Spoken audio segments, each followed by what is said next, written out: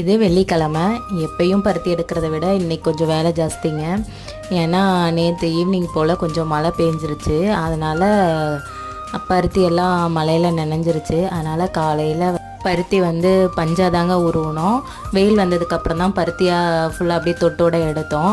கொண்டு வந்து எல்லாம் ஈரமான பருத்தியெல்லாம் கொண்டு வந்து காய வச்சுருந்தோம். காய வச்ச நேரமோ என்னமோ ஒரு மணி நேரத்துலேயே திருப்பி மழை தூறல் போட ஆரம்பிச்சிருச்சு. திருப்பி அதையெல்லாம் எடுத்து கொண்டு வந்து வீட்டில் எடுத்து வச்சுட்டு அதுக்கப்புறம் தாங்க பருத்தி எடுக்க போனோம். இன்றைக்கி பருத்தி கொட்டுறது அழுறதுன்னு இதுலேயே பாதி நேரம் போயிடுச்சு. அதுக்கப்புறம் பருத்தி எடுத்துகிட்டு இருந்தோம். இப்படி தாங்க இந்த மழை வந்துட்டாவே ஒத்த வேலைக்கு ரெட்டை வேலையாக தாங்க இருக்கும். மழை வரலன்னா நம்ம அப்படியே பிச்சுட்டு வந்து வீட்டில் எடுத்துகிட்டு இருக்கலாம். மழை வந்துட்டால் அதை கொஞ்சம் காய வச்சு போட்டால் தான் பருத்தி நல்லாயிருக்கும்.